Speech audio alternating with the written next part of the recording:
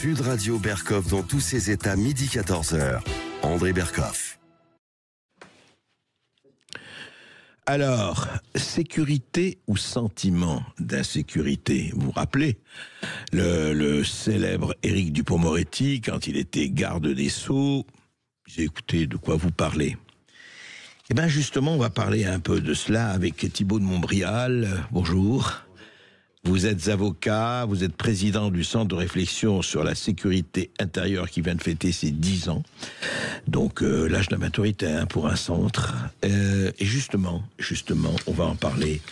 Et ça devient, vous savez, des fois on a l'impression de se dire, mais ça suffit parce que nous, bon, c'est la radio, c'est l'émission, etc. On parle notamment de l'actualité, mais surtout on parle de ce qui est devenu, je ne sais pas si on l'appelait fait divers, fait de société, mais c'est totalement au-delà de ça. C'est devenu une dimension quotidienne. Ce matin, un élève a été arrêté après avoir poignardé une surveillante avec un couteau pendant une fouille des sacs menée par les gendarmes aux abords du collège Françoise Dolto à Nogent, en Haute-Marne.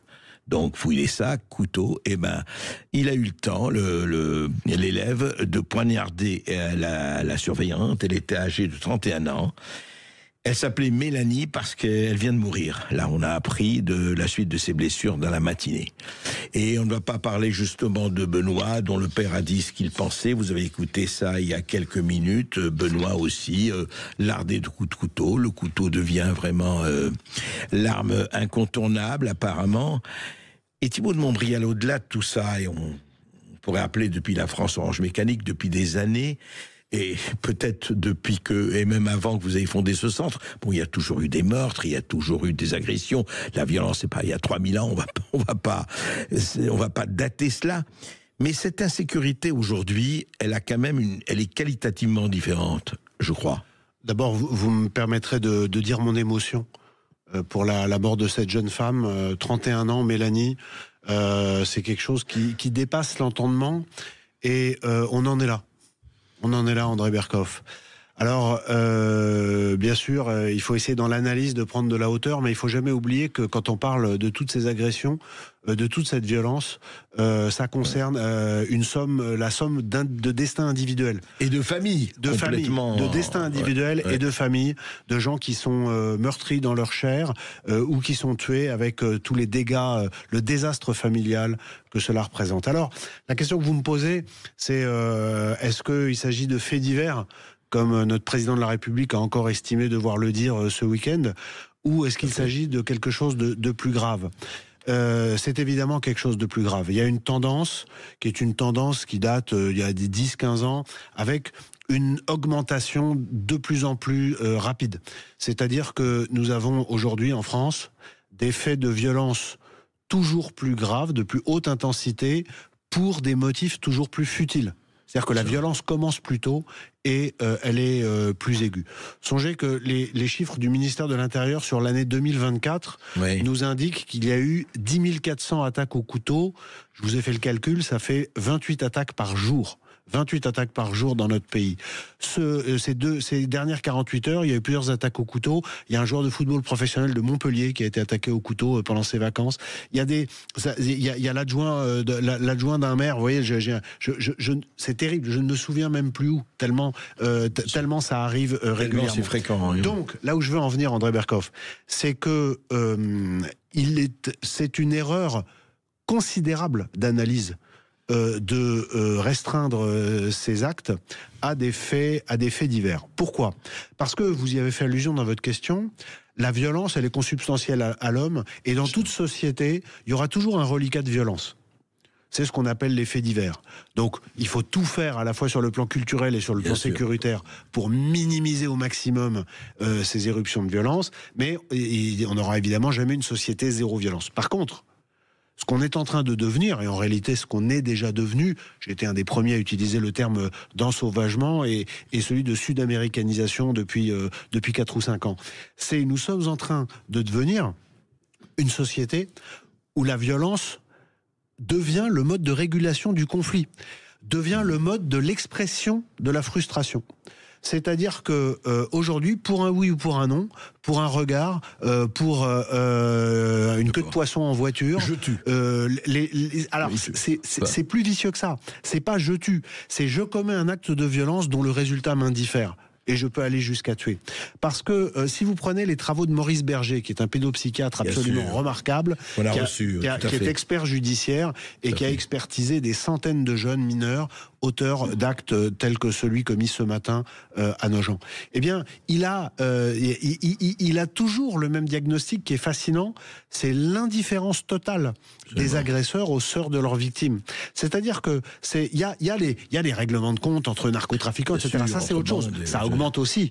Parce que la faiblesse de l'État fait que tous ces trafics avec augmentent. La violence y afférente. Bien sûr. Ça, on peut en parler, on va sans doute en parler. C'est une vraie violence, mais au moins, pour néfaste qu'elle soit, elle a une raison. Mais là, on parle de jeunes qui, pour plein de raisons, parce qu'ils n'ont pas le langage, parce que ils sont livrés à eux-mêmes, parce que leurs parents ont démissionné, parce que l'école ne peut pas tout faire, parce qu'ils n'ont même pas les mots. Parce qu'ils n'ont pas les mots. Ils ne pensent pas. C'est ce que je viens de dire. C'est quand on est... On sait que quand on n'arrive pas à trouver les mots, eh bien forcément, la pulsion s'exprime autrement. Donc, nous sommes une société qui est en train, qui est déjà très fracturée, y compris sur le plan ethnique et religieux, ce qui n'est pas neutre.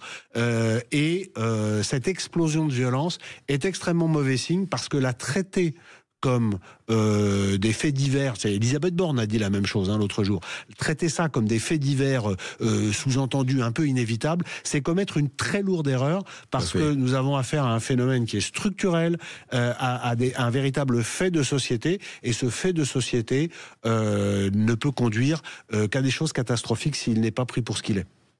Mais alors justement, parlons de cette espèce d'erreur, je suis d'accord avec vous là-dessus, c'est erreur de focale et erreur d'optique. Ce qui est quand même étonnant, c'est que, juste une question qui est subsidiaire par rapport à ça, Maurice Berger, dont on vient de parler, et je l'avais reçu un entretien, il disait, mais même la police est considérée comme un clan qu'il faut démolir. Mais alors, il y a à ce point plus d'autorité et d'incarnation de l'autorité dans ce pays, tous les piliers de l'autorité se sont effondrés les uns après les autres, que la police... dont la fonction sociale essentielle dans un État est non seulement de protéger, mais est de se voir attribuer le monopole de la force. Bien sûr. Pour réguler les conflits et amener à la justice les gens qui s'opposent à elle et qui commettent des infractions. Et aujourd'hui, il n'y a tellement plus de représentation de ce qu'est l'autorité de l'État que, effectivement, les jeunes délinquants en particulier, mais pas seulement. C'est aussi le cas des narcotrafiquants, c'est aussi le cas des islamistes, etc. C'est le cas en réalité de tous ceux qui s'opposent à l'État. Tous les manifestants qui disent tuer la police, tuer la police. Et bien sûr, j'allais y venir, aux hordes de la France insoumise qui multiplient les slogans, soit antisémites, soit contre la police, et qui visent, là encore, qui ont un agenda politique qui vise à fracturer le pays. Mais donc, tous ces... aux yeux de tous ces gens qui constatent la faiblesse de l'État et qui l'exploitent chacun à des fins particulières, les trafiquants de drogue pour réguler leur trafic, les islamistes pour affaiblir l'État, pour finalement un jour arriver à la charia, etc. Et donc les jeunes délinquants, parce que ils n'ont plus aucune conscience de ce que sont les limites, les barrières, les règles à respecter, eh bien considèrent que la police est une force adverse, un clan adverse, qui est là pour empêcher encore une fois, pour empêcher que chacun exprime sa toute puissance, notamment par la violence. Et il n'y a donc absolument plus aucun respect intrinsèque qui est plaqué sur la police par ces délinquants, d'où les violences commises contre les policiers. Je rappelle quand même un chiffre qu'on dit très peu, c'est que, alors c'est un chiffre qui date de juste avant le Covid, 2019, 26%, donc un quart des violences volontaires en France étaient commises contre des policiers ou des gendarmes. Un quart. Plus d'un quart. Quart. Incroyable. Alors, et là, il y a évidemment se pose la question, on va en parler juste après cette petite pause, mais pourquoi on en arrive à ce stade, et surtout pourquoi ils se disent on peut y aller, open bar, pas de problème, maison de passe, tout est ouvert. On va parler de l'impunité. Parce qu'il faut parler de l'impunité. Donc on en parle avec Thibaut de Montbrial, tout de suite après cette petite pause. Restez avec nous. Et si vous avez des questions, 0826 300 300, 0826 300 300, sur cet état d'insécurité, quand je pense que certains parlaient de sentiment. Petite parenthèse heureuse quand même, André. Pour Christine du Val d'Oise qui vient de remporter le bracelet de la marque. De la marque Vent à la française. Ouais. Bravo. Sud Radio Berkhoff dans tous ses états, midi 14h. André Berkhoff. On va pas les énumérer, Mélanie, Benoît, Lola, on va pas les énumérer, cette espèce d'inventaire macabre de ce qui se passe dans ce pays. Vous voyez, d'un côté, on parlait du pèlerinage de Chartres où c'était extraordinaire, de bonté et de ferveur, et puis on parle, voilà, du quotidien, et ce quotidien, il est là. Justement, Thibaut de Montbrial, il y a quelque chose qui est là. Est-ce que ça n'a pas été tout ce que vous décrivez, tout ce qu'on connaît, et puis les chiffres que vous avez ajoutés, c'est très important de les redire. Est-ce qu'il y a, pourquoi, face à ça, et c'est à l'avocat aussi que je m'adresse, pourquoi il y a cette espèce d'impunité qui nous apparaît de l'extérieur illimitée? Moi, j'y vois deux raisons. La première qui tient aux politiques et la deuxième qui tient aux magistrats. Sur les politiques, le résultat, là, on est en train d'avoir la facture qui arrive. En fait, on a toutes les factures parce qu'en même temps, on a la facture budgétaire. Ce qui fait que même si on voulait reprendre la main, on aurait beaucoup de mal compte tenu de l'effondrement des moyens dont l'État dispose. Mais là, on a aussi la facture des 40 dernières années, à quelques exceptions de près, de lâcheté, de renoncement. C'est-à-dire qu'on a petit à petit enlevé le cadre, enlevé les barrières, enlevé les notions de bien et de mal au sens le plus large. Oui, et donc, face à tous ces renoncements, on a une espèce d'immense glacis de nihilisme, il n'y a plus rien. Mais renoncement, dites-moi, lâcheté juste, vous les fréquentez, vous les connaissez, moi aussi. Lâcheté à ce point, pourquoi? Renoncement à ce point, pourquoi? Mais c'est très difficile à dire. Je pense qu'il faut dissocier les erreurs initiales des années 80-90 de ce qui est en train de se passer aujourd'hui. Quand vous parlez aujourd'hui avec la plupart des politiques, ils sont parfaitement conscients de ce qui se passe et en privé, ils sont tout aussi alarmistes. Quelqu'un comme Bruno Retailleau, par exemple, le ministre de l'Intérieur, a l'immense mérite d'avoir continué à dire, en étant aux affaires, ce qu'il disait avant comme président du groupe LR au Sénat. Il n'a pas changé de... Il n'a pas changé, il n'a pas essayé de minorer, de relativiser, etc. Et par la voie réglementaire, il a fait un tas de choses qui vont dans le bon sens, même si l'absence de majorité à l'Assemblée le prive de la faculté de faire plus. Mais pour en revenir à votre question, les politiques aujourd'hui sont tétanisés parce que chacun sent bien que pour reprendre la main, il va falloir taper du poing sur la table. Moi, je théorise ça depuis longtemps. J'appelle ça le choc d'autorité. Il faut rétablir un choc d'autorité. Et on sait qu'au début, ça ne va pas bien se passer. Pourquoi? Parce qu'on est dans la situation qui est exactement la même de celle que de dire à un enfant qui a été élevé sans qu'on gère sa frustration, tout à coup, maintenant, on pose des règles et on les pose des règles strictes. Et au début, il va donc avoir tendance à s'y opposer. Et c'est exactement ce qui va se passer. Oui. Donc, à un moment donné, alors, il va y avoir, non mais j'y arrive. Il va y avoir de la violence. Bien sûr. Il y en a déjà. Mais il va y avoir une violence qui va être exercée par l'État. Ça va être le rétablissement de la plénitude de la force légitime. Il le faut. Quand je dis s'il va y avoir, j'espère qu'il va y avoir. Parce que c'est la seule voie de salut. Et la plupart des politiques ne veulent pas être les acteurs d'une séquence qui va être terrible. Mais pourquoi c'est de la lâcheté? Parce que l'inaction n'empêchera pas la violence d'arriver. Évidemment. On la voit qui grandit tous les jours. Le déshonneur et la guerre. Le déshonneur et la guerre, c'est exactement ça. Et alors les juges, puisque je vous disais, il y a les politiques et les juges. Attendez, juste un mot sur les politiques, c'est intéressant. Pourquoi? Alors vous allez me dire, oui, la comparaison n'est pas raison, l'Amérique n'est pas la France. Regardez ce qui se passe à Los Angeles. À tort ou à raison, Donald Trump dit, attendez, il y a un vrai problème là-bas à Los Angeles, à Californie en général, Los Angeles en particulier, et regardez ce qui se passe depuis 3 jours, il dit, c'est presque la guerre civile, etc. Il n'empêche qu'il a fait donner la garde nationale, il a fait donner, voilà. Non mais je dis pas qu'il faut faire ça. Non, ce qu'il faut, en fait, il y a une seconde là-dessus. Donald Trump est en réalité dans une bataille politique contre le gouverneur de la Californie, qui est un démocrate, qui est très à gauche, qui a depuis plusieurs années promu une politique pro-migrants. Et c'est en réalité une surréaction de Donald Trump, dont les tribunaux diront d'ailleurs si elle est constitutionnelle, parce qu'il y a un sujet qui aboutit à... Non, mais c'est pour ça. Parce que là, je pense, moi, comme bon connaisseur de ces questions, que la situation tactique à Los Angeles ne nécessitait pas l'intervention de l'armée. Mais c'est une décision politique, et parce que aussi le gouverneur de Californie a modéré les instructions données à la police, parce qu'en réalité, il est plutôt d'accord avec les émeutiers. Donc en fait, c'est ça la situation. C'est ça qui est. Donc c'est un combat qui est plus politique. Non, mais moi, je citais, c'est juste cet exemple pour vous dire qu'à un moment donné, bien sûr que le choc d'autorité, je dis pas qu'il a raison ou pas, va engendrer la violence. Oui, mais c'est pour ça que moi j'ai tout un tas de choses que je pense que par une utilisation de la loi de 1955 sur l'état d'urgence et en faisant des états d'urgence locaux, ce qui est prévu par la loi, ce qui a d'ailleurs été utilisé par Nicolas Sarkozy lors des émeutes de 2005, sur les sites, on peut faire un véritable nettoyage des quartiers avec un bouclage. Vous dites que c'est faisable. Je pense que c'est faisable à condition d'assumer l'usage de la force qui va nécessairement être une des étapes de ces actions. Mais j'attire votre attention, André Berkoff, c'est le devoir de l'État de protéger les plus faibles. Et qui sont les premières victimes de cette situation insupportable? Ce sont les populations les plus défavorisées. Lorsqu'il y a un effondrement sécuritaire dans un État comme on est en train de le vivre, c'est pas les ultra riches qui vont être... Les plus riches arriveront toujours. Il y aura des accidents, mais ils arriveront toujours à avoir des vigiles, des gardes armés, et des miradors et des caméras. Donc ce sont les plus faibles. Et l'État doit aux plus faibles la même protection qu'aux gens qui ont des moyens.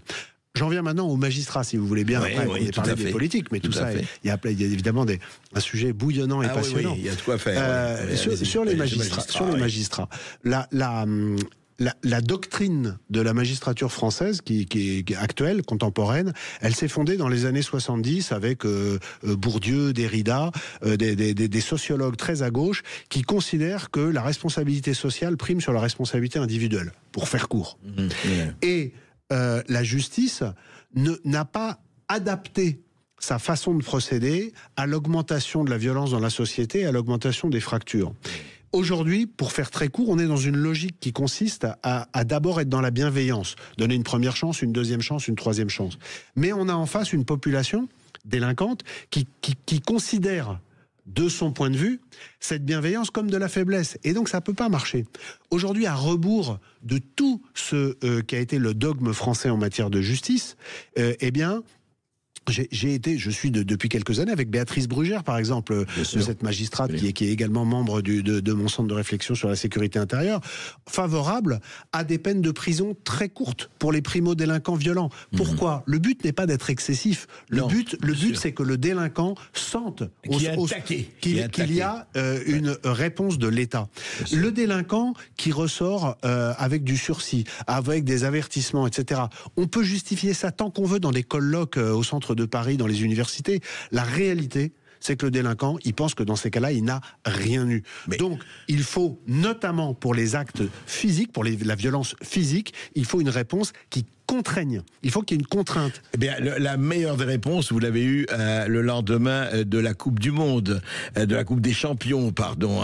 On a vu tous ceux qui ont été convoqués en comparution immédiate, sursis, sursis, sursis, sursis, et encore sursis. Donc voilà, c'est la doctrine. Donc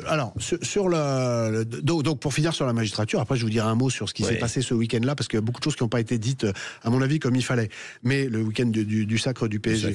Mais là, aujourd'hui, je pense qu'il faut, si vous voulez, il y a 30% de magistrats qui sont très à gauche. Mais il y en a 70% qui sont pas... du syndicat de la magistrature. Oui, syndicat de la magistrature, qui prend des positions qui, à mon avis, sont anticonstitutionnelles de la part d'un syndicat. Ah, vous pensez que c'est... Ah oui, vous allez jusque-là. Ah bien sûr. Quand on voit un syndicat qui encourage les émeutiers, qui donne des conseils pour échapper à la police, etc., avec des fascicules, ça, ce sont des choses qui, pour moi, font partie de comportements qui devraient être interdit de la part d'un magistrat. Et je vous parle pas du mur des cons parce que ça remonte à longtemps, mais je suis pas sûr que dans leur esprit ce soit aussi loin. Mais il y a 70% de magistrats pour autant qui sont pas des magistrats très à gauche. Et quand vous parlez avec eux, ils sont de bonne foi, ils essayent, etc. Mais le changement de logiciel n'a pas eu lieu dans la magistrature. C'est-à-dire qu'aujourd'hui, face à des primo-délinquants violents, je pense que la justice doit cogner. Elle ne doit pas cogner de façon aveugle, elle doit cogner intelligemment. Bien sûr qu'il faut adjoindre un accompagnement éducatif, mais aujourd'hui, dans la justice des mineurs, c'est l'éducatif qui prime sur la sanction.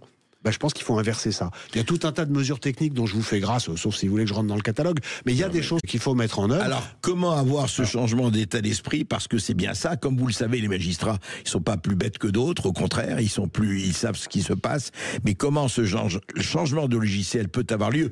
On ne veut pas revenir aux politiques, mais on en reparlera. Non, mais parce qu'il faut construire des places de prison. Oui, mais attendez. Une phrase. Il faut des places de prison à sécurité différenciée. Alors Gérald Darmanin, enfin, s'est emparé de cette idée qui est sur la table, notamment au CRSI depuis des années. Mais il faut des places de prison pour les mineurs, y compris pour des peines de 10-15 jours. Oui, mais attendez. Je vais vous répondre juste avant la pause. Ouais. Maurice Berger, le même Maurice Berger en a parlé. Oui. Les centres de rétention pour mineurs aujourd'hui sont remplis à 60%. Il y a 40% de places vides. Oui. Maurice Berger dixit. Donc on ne me dise pas que pour les mineurs on ne peut rien faire. Oui, mais pour les mineurs, les mineurs délinquants. Oui, mais moi je pense que pour les mineurs. Dites-moi pourquoi on ne fait pas, les 40% ne sont pas pleins. Pourquoi 100% ne sont pas pleins? Alors je pense qu'ils sont plus pleins qu'à l'époque ou plus pleins qu'à l'époque où Maurice Berger. Il l'a dit il y a quelques mois. Je sais pas. En tout cas, ce qui est certain, c'est que il faut il y ait plus de gens en prison en France. La population a augmenté de 15 millions de personnes depuis 30 ans. Le bassin, le nombre de prisons par habitant est dans les plus faibles des pays occidentaux. Donc, il faut et les prisons ne coûtent pas toujours le plus cher. On n'a pas besoin de prisons de haute sécurité en plus. On a besoin de prisons pour les gens qui commettent des actes socialement graves, mais qui ne sont pas des gens dangereux pour les autres. Tout à fait. Et donc, en gros, il faut monter, je pense, à 100 000 places de prison. C'est pas la seule chose, mais c'est une chose qui est préalable pour mettre en place un vrai programme de reprise en main judiciaire. Sinon, on ne peut rien faire, vous avez tout à fait raison. On se retrouve avec Thibaut de Montbrial tout de suite après cette petite pause. 0826 300 300. Sud Radio Berkhoff dans tous ses états, midi 14h. André Berkhoff. La sécurité, la violence, l'impunité, la lâcheté, la veulerie, tout ça, c'est dans ce cocktail un peu explosif dont on parle aujourd'hui avec Thibaut de Montbrial, avocat, et effectivement ce centre de réflexion sur la sécurité, voilà. Je sais pas, non, nous n'avons pas pour le moment d'auditeurs, mais Thibaut de Montbrial, je voudrais qu'on revienne sur quelque chose qui est quand même un peu la ligne rouge de tout cela. En fait, sans faire de philosophie, c'est qu'on a l'impression que cette impunité, cet attentisme, ce de dire, écoutez, on verra, pour le moment, poussière sous le tapis, puis on a le temps, on se repasse la patate chaude, c'est dans tous les domaines ou presque. C'est quand même dans beaucoup de domaines. Je ne dis pas que rien n'a été fait. Mais enfin, depuis quelques décennies, on constate que oui, on verra, écoutez, il y a les élections. On va pas commencer à faire tout ça pendant des élections. On verra après. Il y a pas ça aussi. Ce que je constate, mais comme tous les citoyens, c'est qu'il y a de moins en moins de vision en politique. J'ose pas dire de grandeur, parce que le mot paraît tellement décalé avec ce qu'on vit, mais les élus qu'on voit aujourd'hui, en tout cas sur le plan national, pas tous, mais quand même beaucoup de gens qui sont en première ligne, en tout cas depuis la période Hollande-Macron et parfois pour certains avant, donnent l'impression de gérer sur les sondages, de gérer à très court terme et de pas être dans une construction, dans une dimension qui les dépasse. Or, ça devrait être la dimension de l'homme ou de la femme d'État. C'est-à-dire qu'on est quand on arrive au pouvoir, on est un maillon d'une grande chaîne, mais ni plus ni moins. La France est un pays millénaire qui a des racines gréco-latines, une tradition judéo-chrétienne. Tout ça, c'est une dynamique. Rome, Athènes, Jérusalem. Voilà, exactement. Et c'est une dynamique, et on n'a plus l'impression aujourd'hui qu'il existe cette dynamique. Et vous savez, moi, avec mon centre de réflexion sur la sécurité sécurité intérieure, depuis un peu moins de 2 ans, j'essaye de faire 2 ou 3 déplacements en province par mois. Ouais. Et donc j'en ai fait plus d'une 30aine et je rencontre à chaque fois, il y a beaucoup de gens qui viennent me voir, hein, parfois il y a 300, 400 personnes et on discute, je fais un petit exposé, mais surtout ce qui est important c'est surtout d'écouter les gens. Et c'est fou, le décalage qu'il y a entre le peuple, parce que là on parle vraiment du peuple, et ce que pensent les élites parisiennes, et je dis pas ça de façon péjorative, d'une certaine façon, j'en fais partie des élites parisiennes, sauf que il faut pas se déconnecter, à force d'aller parler avec les gens, voir les policiers municipaux, voir les maires, voir les conseillers départementaux, parce qu'il y a aussi les élus qui viennent, et des élus y compris de partis qui sont des partis qui ont été des partis de gouvernement, etc. Il y a une déconnexion absolue. Donc, il y a une véritable lucidité. Souvenez-vous du sondage qui a été publié par Le Figaro au début du mois de mai. La question était: qui souhaitez-vous voir gagner l'élection présidentielle de 2027 ? Qui souhaitez-vous voir ? C'est une question ouverte. Premier, c'était Marine Le Pen avec 10%. Et en dessous, ça descendait très vite à moins de 2%. Et aucun de ces noms-là, c'était 58%. Donc, et c'est un sondage, vous pouvez le retrouver facilement. Donc, ça veut dire qu'il y a une déconnexion de plus en plus grande entre la base et la technostructure, si vous me pardonnez cet emprunt marxiste. Et je pense qu'il y a quelques dizaines de milliers de gens à Paris, dans les médias, dans l'administration, dans les partis politiques, qui vivent de façon déconnectée par rapport à ce que pensent les Français. Et je pense que les années qui viennent vont être extrêmement intéressantes à cet égard. Je crois que, et même peut-être avant. Juste, Maud, je crois que nous avons un Sébastien qui nous appelle de Saint-Claude, c'est ça ? Oui. Sébastien, bonjour. Bien, bonjour, monsieur Berkoff. Bonjour. Et bonjour, maître. Bonjour. On vous écoute, Sébastien. Alors, voilà, je voudrais... j'habite à la campagne et tout ça, et il m'arrive de réfléchir des fois. Je voudrais apporter une petite solution. C'est éventuellement, c'est pas une solution, c'est une idée. Elle est peut-être pas parfaite, mais c'est en essayant d'apporter des idées qu'on avance. Et donc voilà, c'est simple. Donc ça serait de faire une espèce de contrat civique, en fait, quand on fait une demande CAF, allocation logement, RSA, chômage, toute aide, en France, c'est d'imposer en fait une signature de contrat social. Quelles sont les clauses ? Ça serait de responsabiliser les parents, hein, pour commencer, à s'engager à ce que ces enfants n'entrent pas dans la violence de pillage, de casse, de biens publics. Et sinon, il y aurait sanction, c'est ça que vous voulez dire ? Tout à fait. Et aussi imposer aussi le fait de ne pas s'en prendre en force de l'ordre, parce que c'est facile, hein, mais ça serait pris dedans. Et si ces enfants font quelque chose d'incivique, de cette manière, on supprime les allocations, on supprime les accès au HLM, parce qu'il y a des personnes qui se comportent très bien, qui sont sur des listes pendant plus de 5 ans et qui n'arrivent pas à avoir de logement. Ils vivent dans leur voiture, ils travaillent et tout ça. Et voilà, en fait, on a une chance d'habiter en France. Ouais. Alors, non, on a bien compris. Thibault, est-ce que c'est aussi la question des sanctions qui est posée là. Est-ce qu'un contrat peut être fait ? Est-ce que ça a une efficacité quelconque ? Je suis complètement d'accord. Il faut juste mesurer que l'idée séduisante, sa mise en œuvre est un peu plus compliquée parce que ça ne pourrait s'appliquer qu'à des gens qui sont condamnés de manière définitive. Donc ça prendrait du temps, mais c'est absolument certain que de mettre de la responsabilité, de faire peser de la responsabilité un peu comme une épée de Damoclès sur les jeunes majeurs ou sur les parents des mineurs, c'est quelque chose qui me paraît important. Et j'ajoute que notamment pour les droits associés aux étrangers qui sont sur notre territoire, c'est évidemment quelque chose sur lequel il faut jouer également. Je pense que quand on est invité chez les gens, on se tient bien et que le fait Sauf que pour le moment, rien n'a été fait de ce point de vue-là. Alors, non, mais donc je pense que c'est une piste qui a commencé à être mise en œuvre de façon empirique par certains élus, mais c'est évidemment quelque chose qui va dans le bon sens. J'ajoute, pour rebondir aussi sur ce que dit notre auditeur, Sébastien, que il va de soi, enfin il devrait aller de soi, parce que c'est du bon sens, que lorsqu'on touche à un uniforme, qu'il s'agisse d'un policier, d'un gendarme, mais même au-delà, d'un pompier, d'un ambulancier, et même d'une manière générale d'une personne chargée d'un service public, parce que je pense notamment aux enseignants, et ça nous ramène également à l'actualité tragique du jour, même si Mélanie n'était pas elle-même enseignante.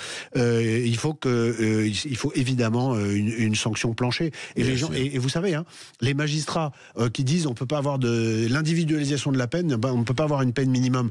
Ils ont bien une peine maximum qui contrevient aussi à l'individualisation de la peine. Et avant 93, dans le code pénal d'avant 93, il y avait des fourchettes avec un minimum. Je pense que dans un certain nombre de cas... Et ça a été supprimé, ça. Oui, mais je pense qu'il faut y revenir. Vous savez, ce que l'homme a défait, l'homme peut le refaire. Hein. C'est certain.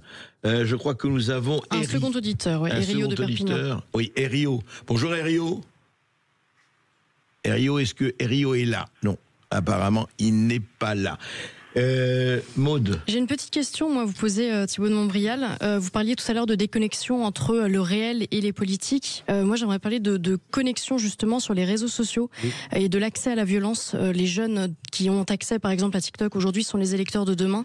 Est-ce que vous pensez, vous, que cet accès à la violence, et on parle vraiment de vidéos parfois franchement hard, c'est une bonne chose d'une certaine manière parce que ça les confronte vraiment à ce qui se passe réellement?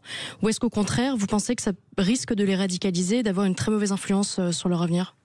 Alors ça, c'est une sacrément bonne question, complexe. Je suis pas sûr qu'il y ait de réponse facile parce que la censure, l'idée qu'on pourrait avoir, c'est de censurer un certain nombre de réseaux sociaux. C'est la démagogie habituelle. Mais le problème, c'est que si vous en censurez un, il y en a 10 qui ouvrent. Donc, dans la course entre l'épée et le bouclier, vous arriverez jamais à tout interdire. Et puis, il y a un deuxième sujet dans le sujet. Il y a une question dans la question, c'est l'intelligence artificielle. C'est qu'aujourd'hui, déjà maintenant, par rapport à il y a 6 mois, les choses vont très vite. Quand on voit une vidéo, on n'est plus certain à 100% qu'elle soit authentique, qu'elle n'ait pas été retouchée, voire qu'elle soit complètement fabriquée. Alors, ça complexifie encore la question que vous posez.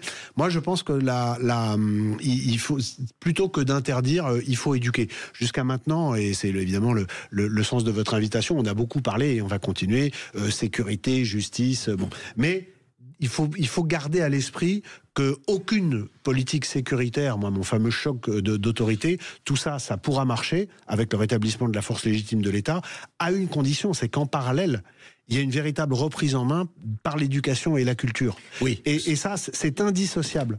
Et il faut réapprendre, il faut rééduquer.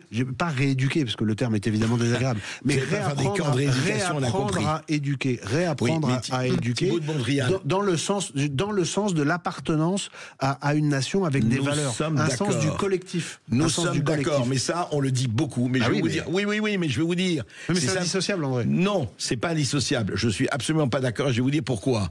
Parce que ce que vous dites là, bien sûr qu'il faut le faire, mais c'est le temps long. Ah, mais bien sûr. Voilà. Mais en attendant, quand quelqu'un est agressé, je fais quoi?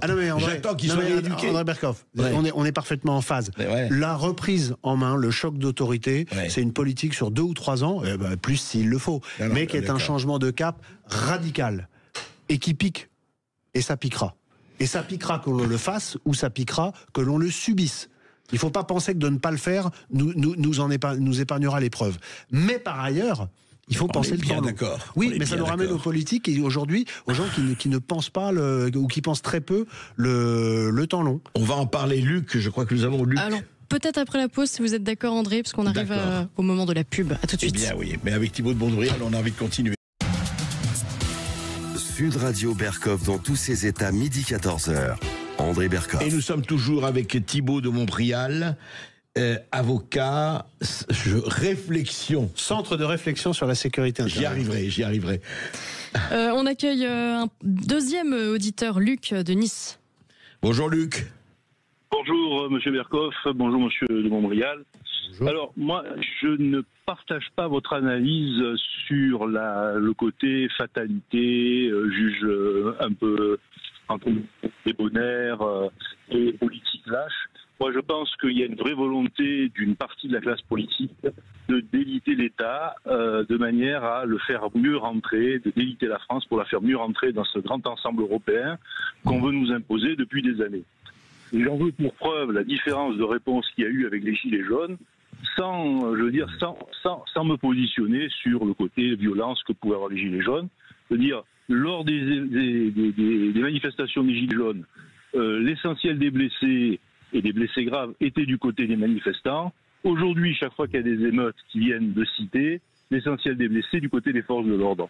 Et la réponse judiciaire a été très violente pour les Gilets jaunes, puisque vous avez des gens qui n'étaient pas condamnés, qui n'ont jamais reçu qui n'avaient pas de condamnation sur leur casier, et qui ont fait des peines de prison ferme immédiatement, alors qu'aujourd'hui, vous avez des gens multirécidivistes et qui ont reçu un stage de citoyenneté, un petit avertissement, et bientôt on va leur donner des sucettes et des bonbons.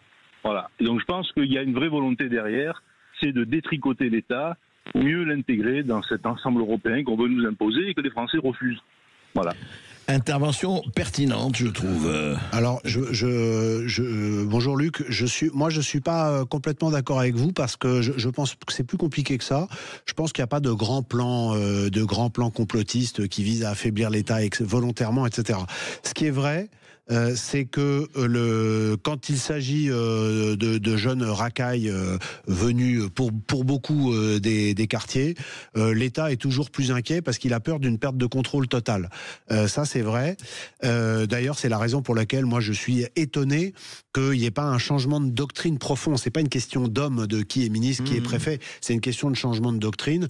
Et ces émeutes, elles sont de plus en plus violentes. On a vu 2023, on a vu après la victoire du PSG la semaine dernière. Moi, je ne comprends pas qu'on n'ait pas employé les blindés de la gendarmerie, les centaures qu'on voit sur des magnifiques vidéos de la gendarmerie qui sont restés au garage. Il y a des hélicoptères qui peuvent aussi, avec de la poursuite lumineuse, faire le job. Je pense que l'État doit mettre tous les moyens. Et là où je rejoins Luc, c'est qu'à l'arrivée, il faut qu'il y ait une réponse judiciaire. Par contre, là où ce que vous dites est factuellement pas vrai, alors j'ai pas les chiffres sur moi aujourd'hui, mais il y a énormément de policiers et de gendarmes qui ont été blessés, dont certains grièvement, pendant la période des Gilets jaunes. Mais ce qui est vrai, c'est qu'au moment des Gilets jaunes, ce qui était en jeu, littéralement, c'était la stabilité du pouvoir, puisqu'à un moment, on a même cru que Paris allait tomber, souvenez-vous. Donc là, il y avait une question de rapprocher de l'Élysée.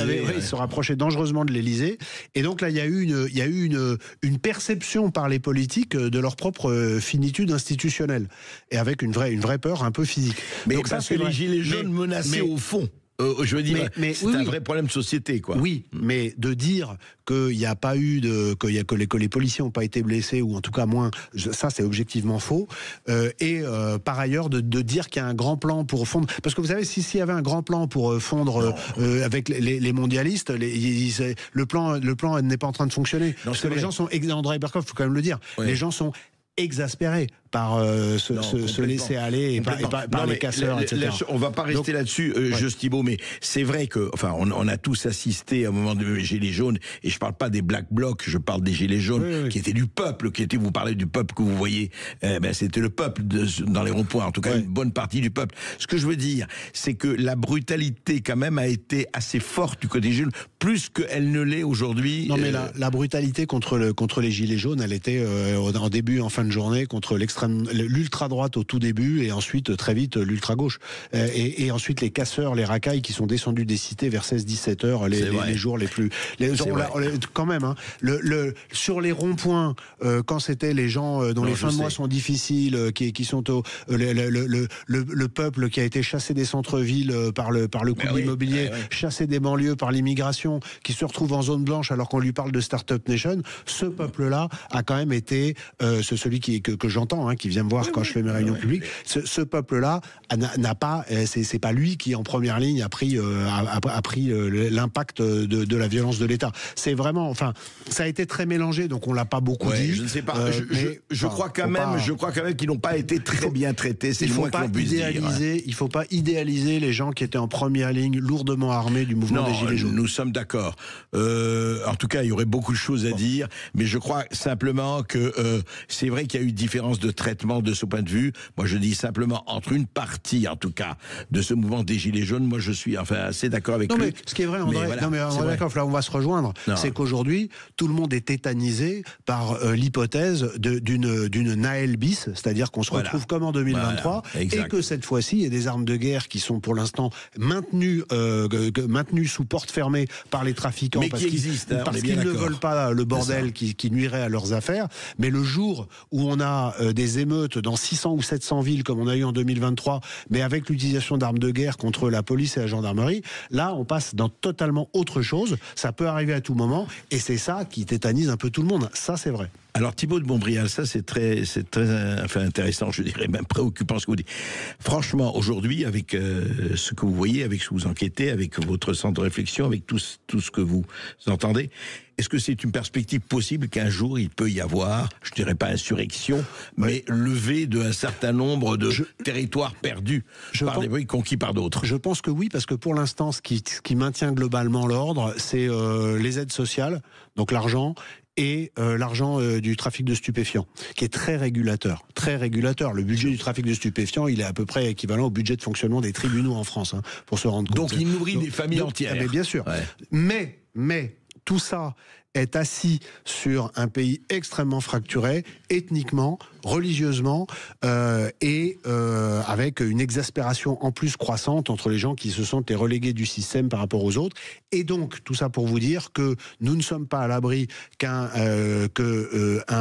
événement fortuit, comme il en arrive de plus en plus, déclenche par une réaction en chaîne une perte de contrôle. Et j'ajoute que tout ça se déroule dans un univers international qui est extrêmement instable et que des pays comme la Russie, mais aussi l'Algérie, l'Iran et la Turquie ont intérêt pour différentes raisons à nous déstabiliser et peuvent jouer de ces faiblesses, voire déclencher eux-mêmes des événements qui pourraient conduire à des scénarios extrêmement sombres sur lesquels aujourd'hui les forces de l'ordre travaillent. C'est-à-dire qu'aujourd'hui, ça n'est plus un tabou au sein de l'administration. Il faut prévoir le pire pour essayer d'avoir le meilleur. Prévoir le pire et espérer le meilleur. Mais il y a quelques années, quand vous parliez avec des hauts responsables de la police, de la gendarmerie ou de l'armée, ils vous disaient non, mais ça, on n'y pense pas, on ne travaille pas.